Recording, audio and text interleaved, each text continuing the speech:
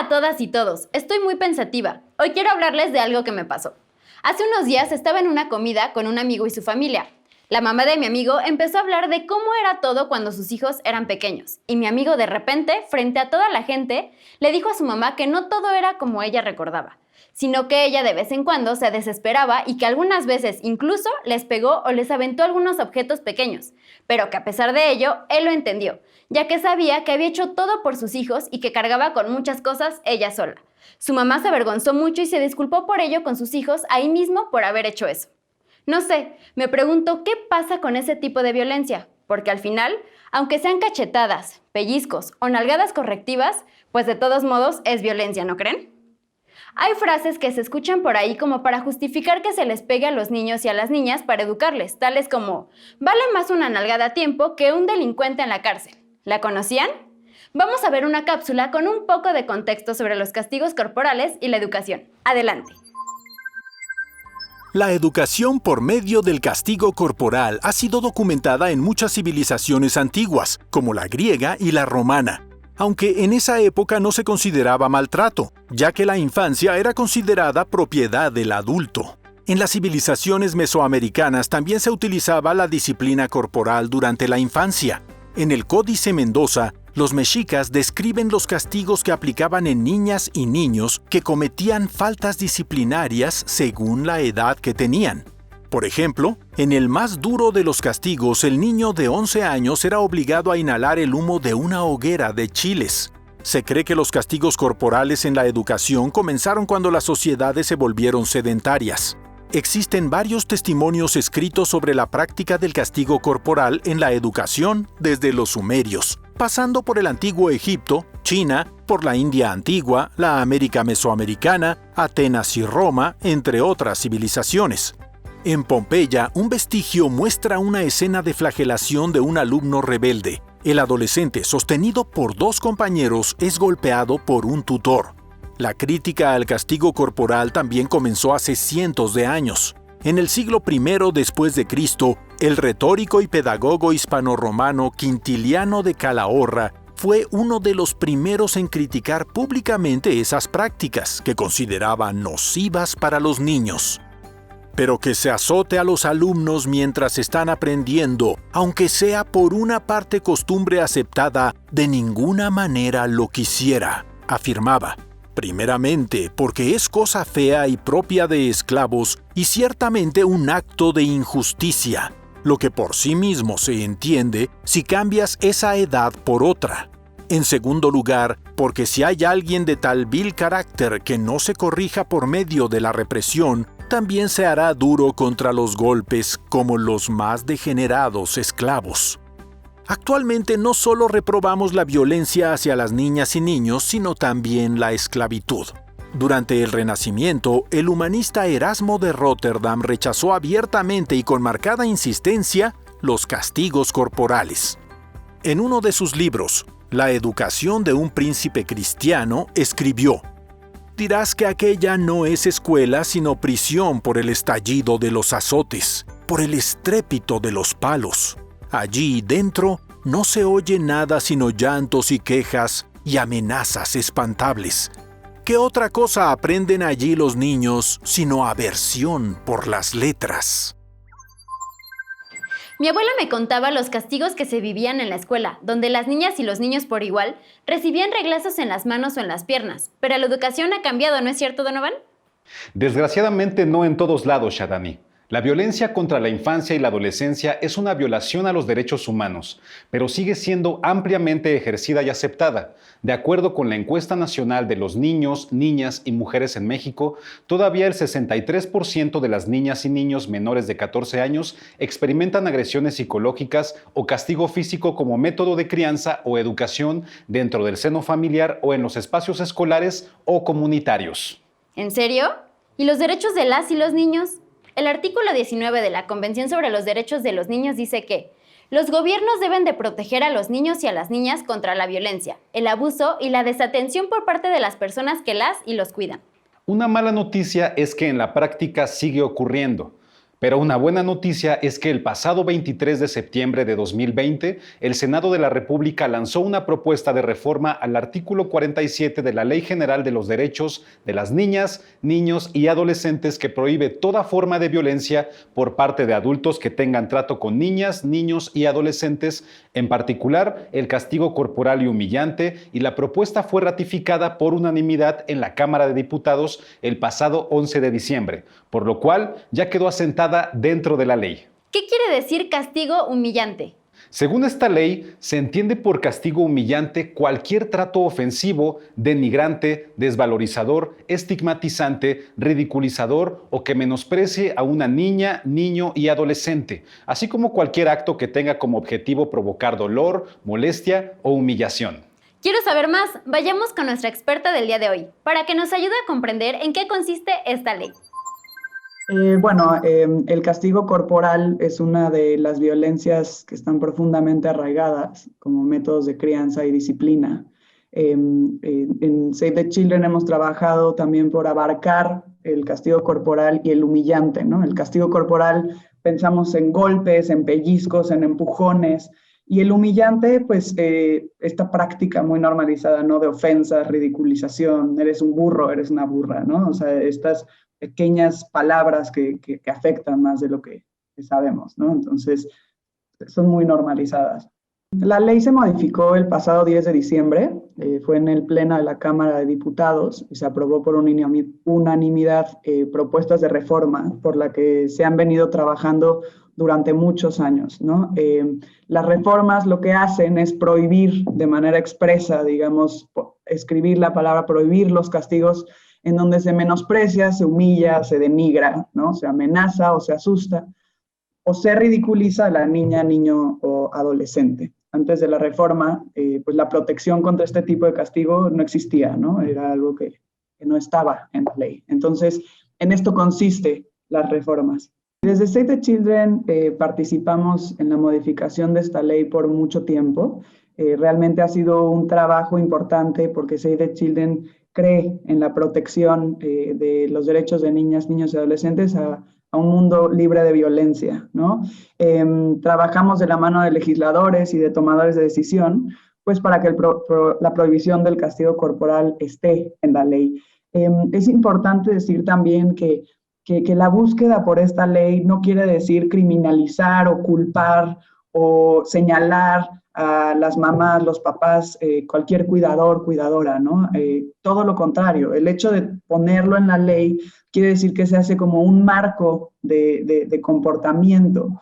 Y a partir de eso, una vez que esté en la ley de forma expresa, entonces vamos a buscar pues el presupuesto, programas, ¿no? O sea, actitudes, capacitaciones, para que como sociedad, en el conjunto, pensemos en formas alternativas de crianza, ¿no? Desde el respeto, desde la escucha activa, desde la no ridiculización. Es muy importante que pensemos justo qué significa el respeto y para todos los humanos es importante sentirse parte de algo, ¿no? Entonces, para niñas y niños, muchas veces, también adolescentes, es como, bueno, tu opinión es menor, ¿no? Porque todavía no eres adulta o adulto.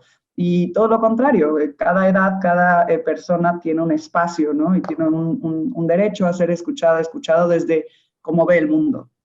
Entonces, bueno, sí, esta es la búsqueda y trabajamos directamente, incansablemente, para que esto se lograra. Hay algunos países que tienen leyes similares a esta. Nos gusta mucho poner el ejemplo de Suecia. En Suecia con el país Suecia hemos trabajado incluso con la Embajada de Suecia aquí en México, porque la ley de prohibición contra el castigo corporal para Suecia entró en vigor en el 79, en 1979, ¿no? Muchos se rieron en Suecia en su momento, pues 9 de 10 niñas y niños eran castigados ocasionalmente corporalmente, ¿no? Tenemos este pensamiento que de esta manera aprendemos, ¿no? Y realmente así se ha dado por años y años. Entonces, bueno, 40 años después del cambio en Suecia, los resultados han sido dramáticos y hoy apenas un pequeño porcentaje es castigado de forma corporal, ¿no? Entonces, la violencia fuerte también ha disminuido. Digamos que pasan muchos años para que se hagan cambios de conciencia o cambios de planteamiento, o siquiera como sociedad nos planteemos cómo podemos hacerlo distinto, ¿no? Por supuesto, digamos, nosotros que hemos sido o pudimos haber sido con esta disciplina y que sigue siendo normalizada, podemos pensar que esto es lo bueno, ¿no? Esto es lo que nos aprendimos.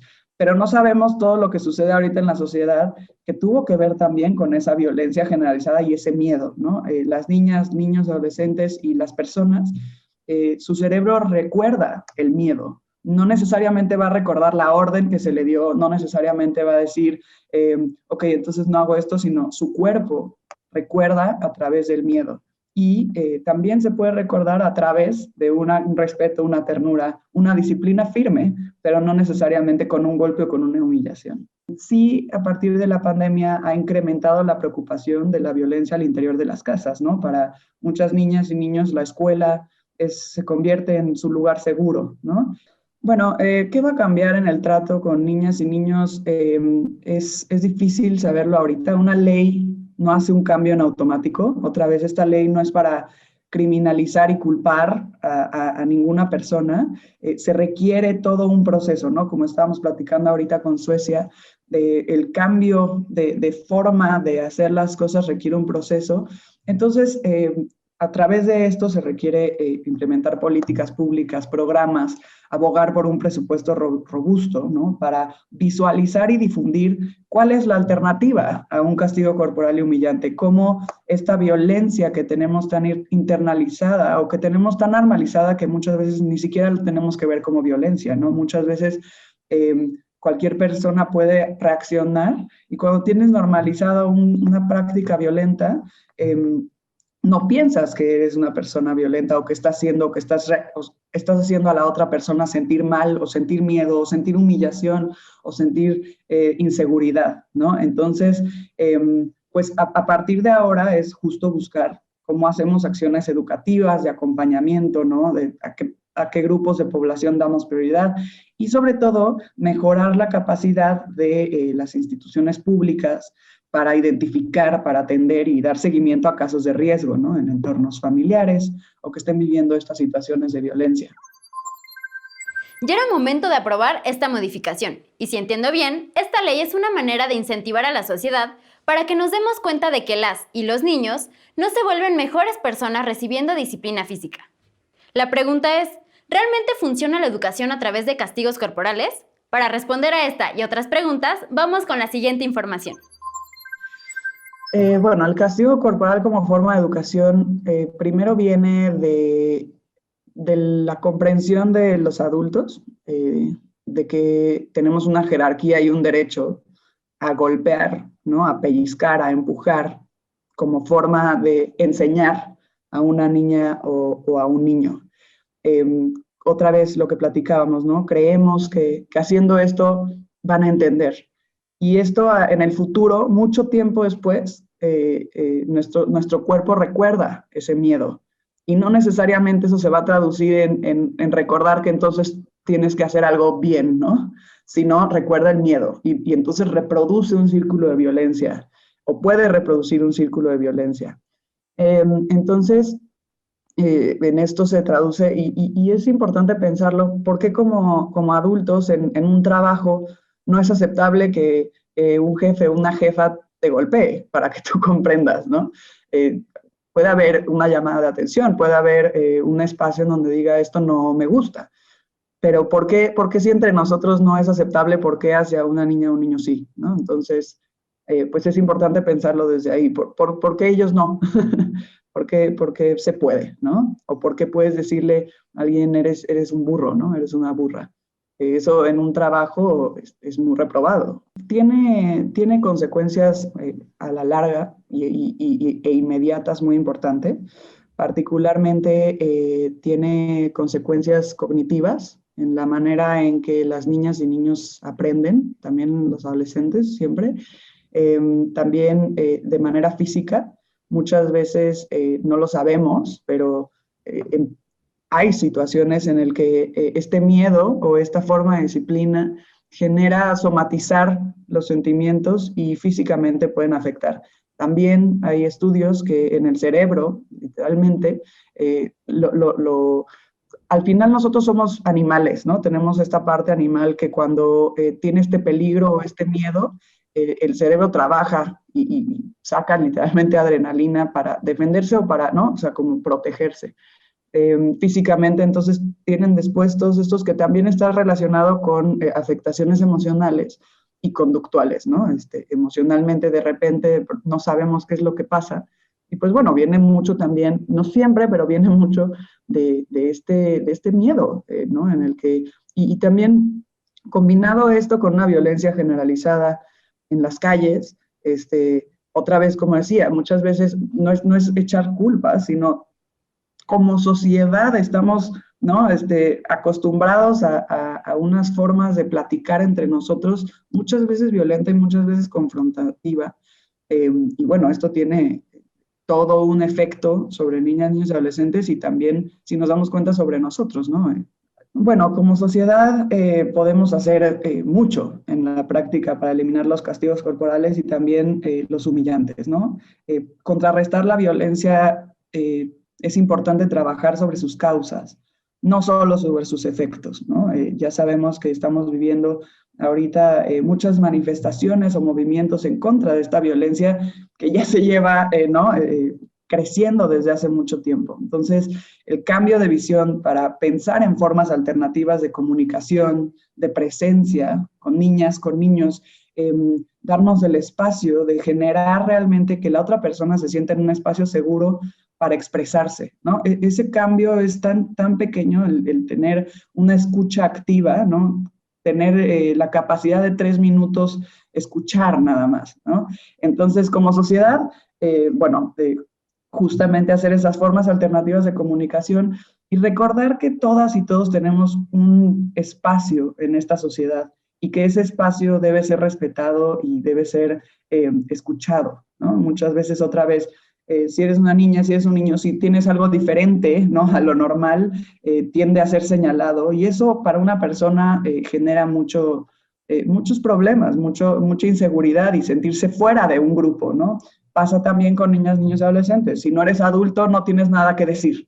Es al revés, eres una niña o un niño que tiene mucho que decir, ¿no? Entonces, sí, el planteamiento es un profundo respeto, un reconocimiento de la integridad y la capacidad de cada persona, cada niña, cada niño, cada adolescente, y bueno, identificándolos como merecedores de un amor incondicional, ¿no? Amor entendido desde un respeto, desde una apertura a ser quien sean, que sean libres de ser y no ser. La sociedad y lo que tenemos como sociedad, la obligación es de hacer un contexto para que toda niña, niño, adolescente se sienta libre de buscar sus sueños y de soñar, ¿no? Entonces, como sociedad, es justo buscar desde una cultura de paz, ¿no? Un cambio consciente y un tema dirigido al respeto y al espacio seguro.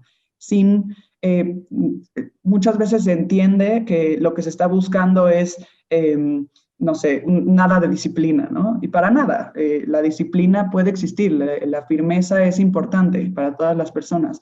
Eso no quiere decir que tenga que ser con un golpe o con una humillación. Entonces, de esa forma, y también buscando información, haciéndonos conscientes de cómo generamos los efectos o las relaciones que estamos teniendo con niñas, niños y adolescentes, es algo muy importante, y escuchando qué tienen que decir y cómo se sienten ante cualquier situación, ¿no?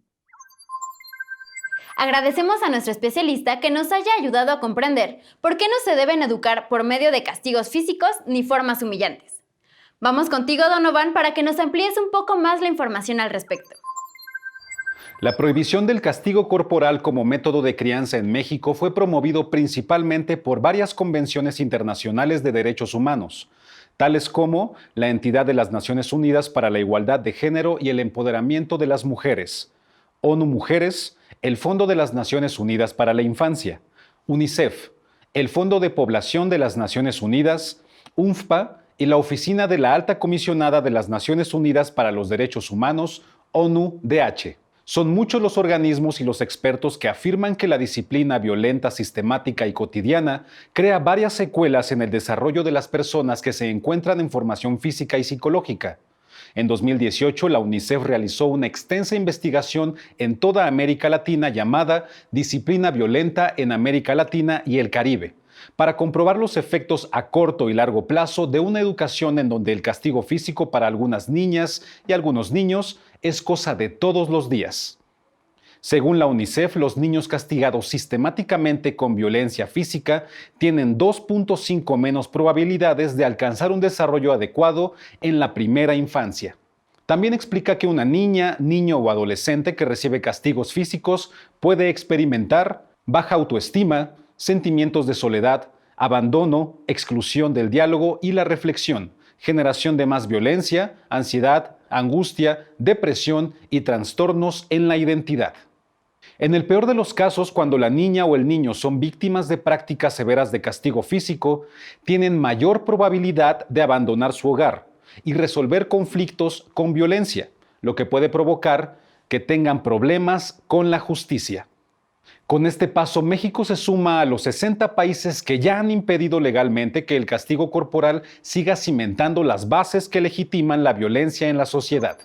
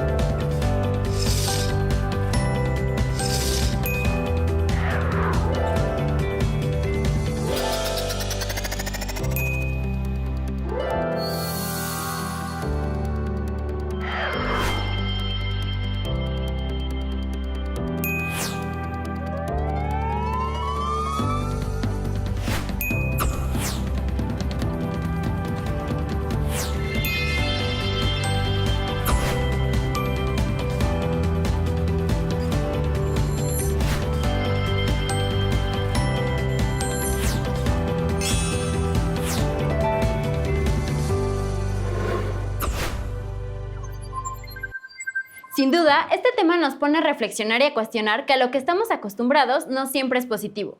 Aunque se piense que los castigos corporales son normal, pues no es verdad. Sin violencia podemos tener una sociedad más pacífica con adultas y adultos, jóvenes, niñas y niños más respetuosos, plenos y felices. Y para terminar este programa, vamos con nuestro top 5. 1. Los golpes y castigos no enseñan, solo generan más miedo. Es mejor educar a través del diálogo, el respeto y sobre todo el ejemplo. 2. Hacer bromas sobre la violencia en el hogar y en la escuela solo la normaliza. La clásica caricatura de la madre aventando la chancla a los hijos puede hacernos reír, pero evita que reflexionemos realmente sobre lo que puede sentir un niño o niña que vive eso a diario. 3. Ser testigo o experimentar violencia frena el potencial de niños, niñas y adolescentes y afecta su salud. Un ambiente violento genera estrés y ansiedad. Debemos evitarlos. 4. La violencia se aprende y se reproduce. Así es, nadie nace siendo violenta o violento. Si no reproducimos la violencia en los hogares, nuestras niñas, niños y adolescentes simplemente no la aprenderán. 5. No solo los golpes son violencia. Se debe evitar cualquier forma de trato que lastime, degrade o humille a cualquier persona. Se puede educar sin violencia y enseñar que los conflictos se resuelven con respeto y comunicación. Puedes descargar una guía de crianza en el sitio de la UNICEF México, que aparece en pantalla. Ejercer nuestro derecho a vivir sin violencia empieza en casa. Muchísimas gracias por habernos acompañado y recuerden que hagan lo que más les guste, pero siempre con responsabilidad. ¡Hasta la próxima!